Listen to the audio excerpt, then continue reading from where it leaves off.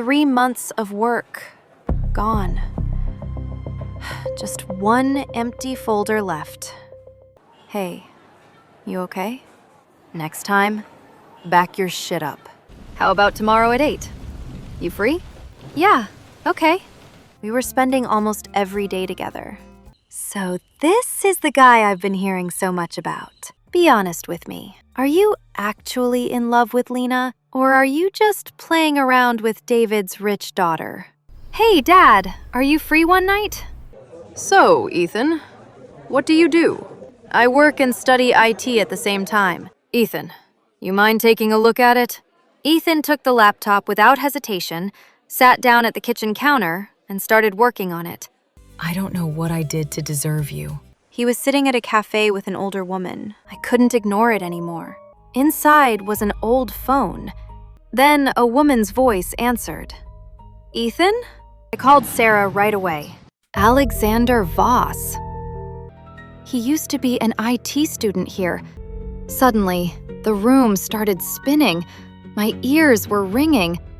He was the same person who had deleted my files in the first place. Dad? Do you know him? It was Ethan. Just much younger. His parents were arrested years ago. He came after me for revenge? Lena, I'm afraid it's bigger than that. Claire, I need you to listen to something. Then, a phone started ringing loudly from one of the kitchen drawers. In that moment, something inside me broke. I opened the door and ran outside. A few agents were walking my dad out the front door. Lena, don't trust any of them. I felt completely alone. I was sitting on the couch, hugging my knees, staring blankly at nothing. For 3 days, I hadn't slept or said a single word. My mind kept spinning like a broken carousel. Suddenly, the doorbell cut through the heavy silence of the house. Annoyed and drained, I got up and dragged my feet toward the door. Even breathing felt like too much effort. I grabbed the handle and opened the door with zero interest. And in that moment, time just stopped. David was standing there, tall, imposing, with that same powerful presence he always had. His face was calm and in control, like it was just another normal night. As if 3 days ago, he hadn't been dragged out of this house in handcuffs. I froze. My eyes widened in complete shock. My heart started pounding so hard it felt like it was going to rip out of my chest. Without saying a word, David stepped inside with that quiet confidence. He closed the door behind him, took off his jacket, tossed it onto a chair, and walked straight toward the bar. The only sound in the entire house was the heavy, steady rhythm of his footsteps on the wooden floor. David slowly set the glass on the counter, stared off into the distance, and said, I knew it would happen someday, but I didn't know who or when I'd take the hit. I looked at him, confused, and asked, What are you talking about? He said, You know what's the strangest part of betrayal? My brows furrowed. What?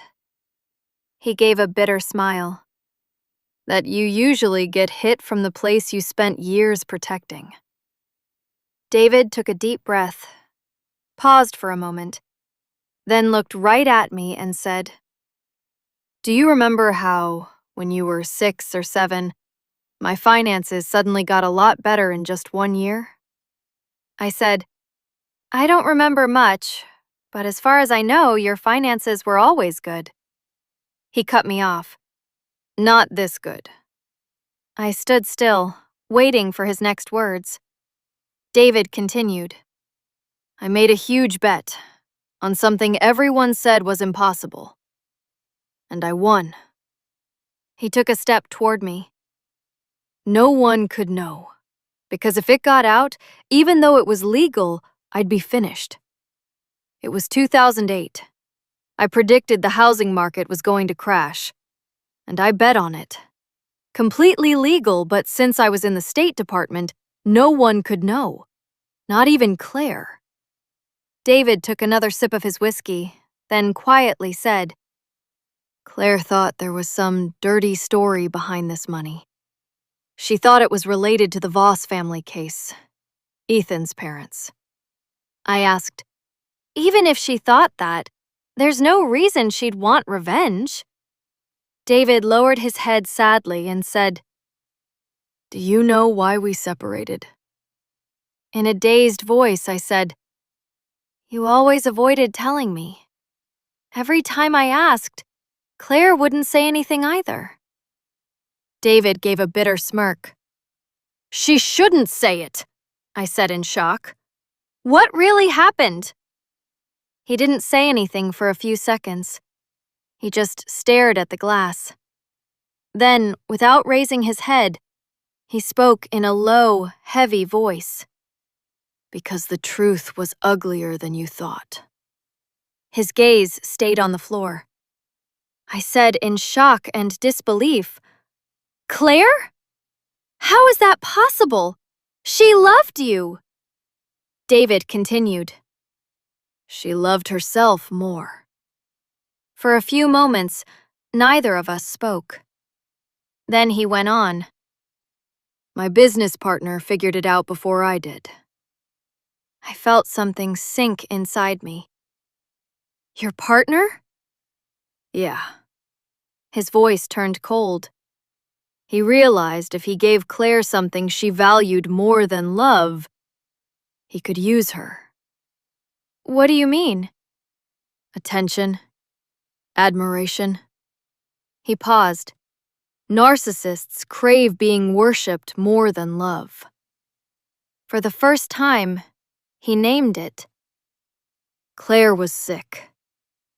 Some people don't want to be loved. They want to be worshipped. There was only the sound of ice clinking in the glass. Claire fell for my partner. My partner got with Claire out of greed to take half of what I had. David went on, "Unfortunately, Claire has an incurable condition. A narcissist never admits their mistakes. She held on to that grudge for 10 years, like poison, until today." He took a breath.